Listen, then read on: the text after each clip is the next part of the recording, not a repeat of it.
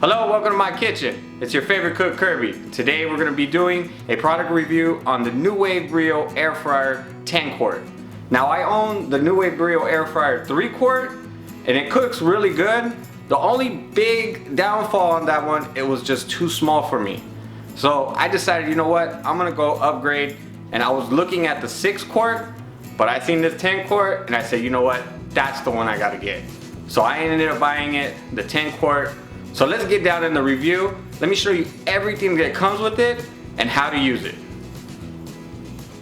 Okay, so here's our owner's manual. But before we get into the owner's manual, if you're gonna be looking for one of these air fryers, I have a link in the description so that way you can pick yourself up one of these.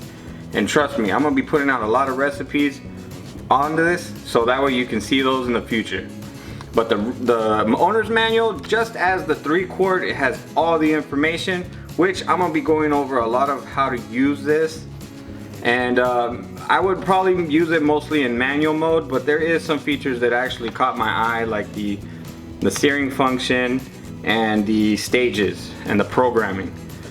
In the back of everything, and you know, it's always good to read the owner's manual because it tells you how to also set up everything and how to maintain your air fryer. So always read your owner's manual. But the best part that I love is the back. You have all kinds of recipes back here, and this is gold right here. To me, this is awesome because I can kind of go by pretty much a basic recipe that they have designed for the air fryer. Like the last review that I did on the 3 quart, I did the home fries recipe. That came out really good. You know, I took the basic recipe, I added my own things. So these are, you know, this just basically gives you ideas, and you can basically, you know, customize, you know, your meal to how you want it. So yeah, I love looking at these things. You know, look, you know, the Cajun shrimp. I mean, that looks delicious. We're looking at chimichurri. I love chimichurri with steak. Really delicious meal. I would love to try that. So yeah. This is like my favorite portion, you know, and now this one, you know, you have the option for the rotisserie also, and you know, skewers. Really awesome feature. You know, I'm gonna definitely look over this and see what else I can add into my recipe book. So yeah, read the owner's manual, has a lot of information. All right, so in the box, this is what you get. And then once you pull that out, you have everything on the inside. The cool thing about this is it has a locking feature for the lid. That can be good or bad. You know, it is a plastic moving part. It could probably be some issues later on down the road. But for the most part, I like that because you can clean all underneath here. On the other air fryer, it was really hard to get in there and you couldn't see if you actually cleaned it good. So this right here, I actually love this because I can actually clean it really good. Inside the air fryer, you get a bunch of little accessories. Yeah, this does have rotisserie, so you have a little rotisserie bar here. It also comes with some skewers, little skewer sticks, which the skewer sticks actually just placed right here on this little rack. Just as so. So that way if you wanted to do some kebabs or something, you have that option with these little skewer sticks. Then you have a rack. You know, this rack can be used either way, so depending on what you're cooking and the size of it is depending on what position you can put the basket in there. If you're doing something bigger, maybe some like really big chicken thighs, you put it like this, so that way it still has a little bit of a bottom there to let the grease drip, and just place it in like so. Or if you want a double rack, you could put it like this, place some stuff on the bottom of the tray, place this on top, have some more up here on the top. Now for the tub, this thing is huge. I can easily put a whole chicken in there. I actually plan on doing a whole chicken, but yes, you could do a pork loin, you can do a whole chicken, you could do anything pretty much big you could do in here. So size of the tub, thumbs up, because this is actually what I was looking for, the space and everything. You know, the use of this and the rack, you know, I can be able to put probably triple of what I put out on the, maybe quadruple of what I put out on the Brio, the 3 quart. So yeah, I'm definitely loving the size of everything. Cool locking mechanism is you can't just open and close this, you know, which really helps, because say like if you're pulling some hot stuff out, this isn't going to close on you automatically. You actually have to come over here and actually pull out to be able to close the lid. Okay, compared to the 3 quart, this is way different. Okay, on the 3 quart, you only had the on and off. You had your cooking temperature, you had your cooking time, you had your start button, well, which was integrated with start and cancel, your up and down buttons, and preheat. That's all you had on the 3 quart. This one, on the other hand, it has some new features. It has the searing option, program. I guess you could program it to however you want to do it, which I'll get into in a little bit. Stages, where it'll go through different levels and temperatures and times as it cooks. You have a warming feature, like say if you wanted to heat up something, it'll heat your food up to 155 degrees. And then the feature that I truly love is the rotisserie. So I can't wait to use that feature. I want to get a big chicken or some type of roast and just use that feature there. Okay, so I want to start off by showing you how to use it in manual mode. You hit your on and off button, just as the same as my 3 quart. You want to hit your cooking time. So say if you wanted to put it something at 380 degrees, you go ahead and increase it to 380 degrees. Select your time. You want to do 12 minutes. Okay, you got your time and your temp already set, and all you want to do is just hit start. And say a recipe called for you to preheat your air fryer, you want to make sure you hit preheat before that. Okay, say if one of your recipes called for you to preheat your air fryer, what you want to do is just go ahead and preheat. And then you want to select your temperature. Let's say if it needed to be preheated at 360 degrees. Go ahead and hit your time. It's going to recommend you 15 minutes. So just go ahead and hit start. Okay, once your air fryer is preheated, you'll see a 5 right there. That means you have 5 minutes to start cooking before it actually shuts down. Okay, let's look at the feature sear. Now, I read the manual. Sear is basically a default option. It's going to be at 400 degrees for 8 minutes. You can't adjust this. So if you're going to be searing something, it's probably going to give it that high heat and 8 minutes times to cook it. And it's really simple. That's it. So within 8 minutes, you can check to see about flipping whatever you're cooking. I would really have to play around on that part to see how good it sears. But as you can hear, it's going really high than normal, than the preheat and the temperature cook where I was able to adjust the temperature.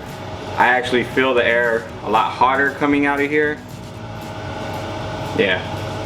So this is probably like a really flash high heat, so that way it can give it that nice crust. But I will test that in the future.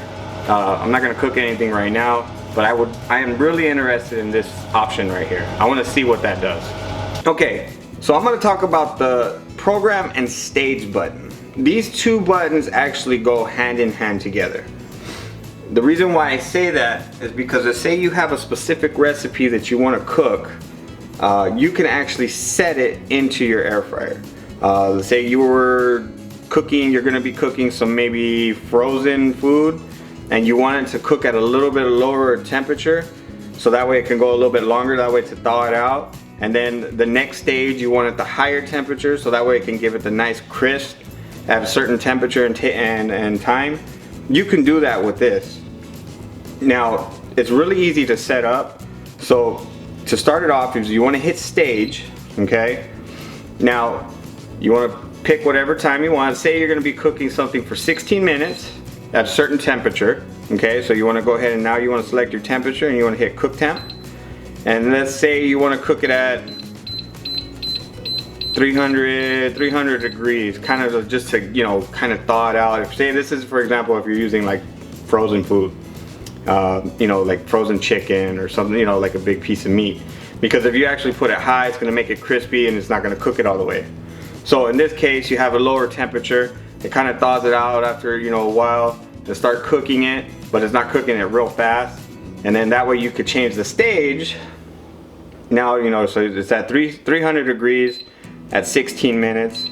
Now you want to go to stage 2. Now this is where you want to up the temperature, say to 380 degrees. And you want to cook that for maybe, say, you're just going to be giving it a quick crisp, so you want to put that, say, for maybe 8 minutes. Okay? So you just go ahead and go through your second stage. That's already set. Now you want to hit program. Okay? So you want to select up 1. So you have the number 1 here. So once I hit program again, that's going to save it. Okay? So now, say I want to go back to the program, and this is, now it already has it. So if I hit 1 and start, it's going to say 24 minutes, but it goes through the cycle of the cook. So the first 16 minutes, it's going to be at 300 degrees. I believe that's what I said, at 300 degrees. And then the last 8 minutes, it's going to cook it at the 380 degrees. So that's a really cool feature there. I might use it every now and then, but I really probably wouldn't. I'd probably just do the manual settings. That way I could keep an eye on my food. I like to open it up and actually check it. But if it's something that you've already cooked before and you know exactly that's the time and temperature that it needs, very simple to set up. Cool feature. I like that part. Alright, let's talk about the warm feature. By default, it's going to be 2 minutes at 155 degrees. You can change the time, but you can't change the temperature. Really depends what you're trying to heat up. Maybe like a really slow cook or whatever, but you can actually heat this up for 24 hours. I'm not sure exactly what you'd want to be cooking that long on this device. If I find something, I will definitely try it out and see what exactly it needs to be warmed up for 24 hours. But you can actually change this to, by default it's 2 minutes, but like I said, you can actually bring this up to 24 hours, which I'll show you right now.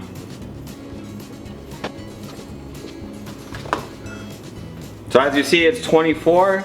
That's actually hours, and I made a mistake by saying 2 minutes. It actually starts off by default 2 hours. So yeah, you can heat something up at 155 degrees from either 2 hours or 24 hours. I think you could go lower. Let's find that out.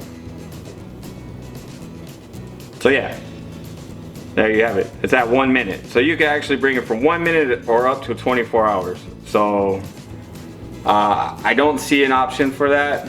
I don't know. I would have to actually find something that I would actually want heated up that long. Maybe like a 10-minute, you know, if I'm like heating up a roast or something, or a little pizza. I think that'd be, you know, kind of cool to heat up like a little frozen pizza. But other than that, I think 24 hours is just kind of overkill. I think it would be super dehydrated, and yeah. But yeah, if you're looking to heat up something, you have that option. Okay, for the feature that I'm excited for is the rotisserie. I really want to try that out. I want to see how a whole chicken comes out in this thing on the rotisserie. So to simply set up your rotisserie, you just hit rotisserie, whatever temperature you'd like. If you want it a little bit lower of a temperature, maybe like a 290, and you want to cook the chicken for maybe about an hour and a half or so, maybe 2 hours, you just go ahead and hit temperature. Set your temperature at the temperature that you're looking for. You know, say 290. Say you want to cook it for 3 hours.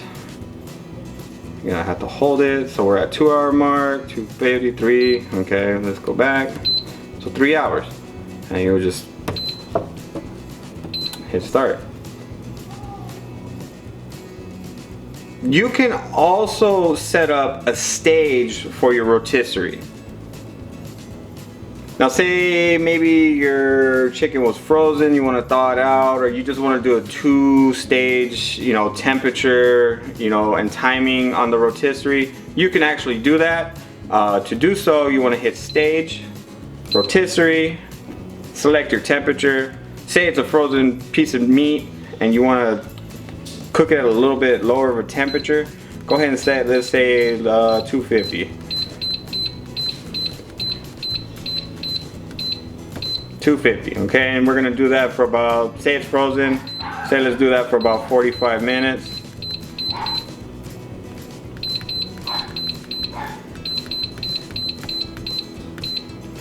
Now for stage 2,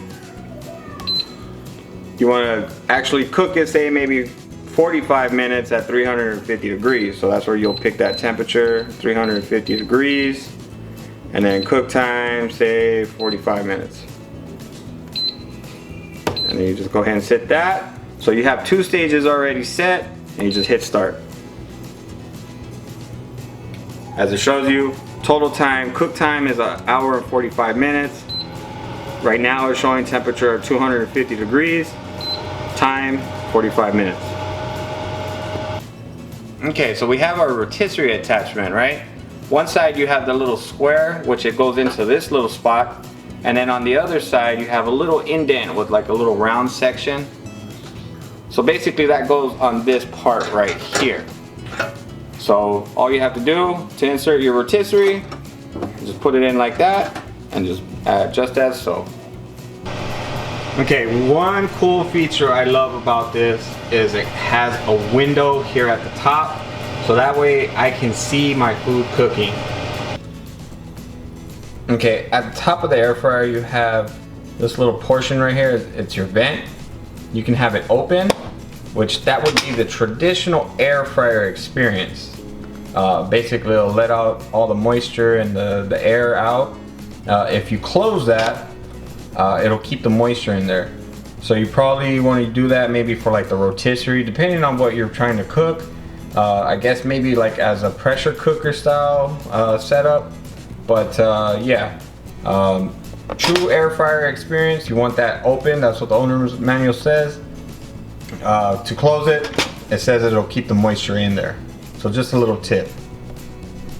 So that's everything that the Nuwave Brio air fryer 10 quart has.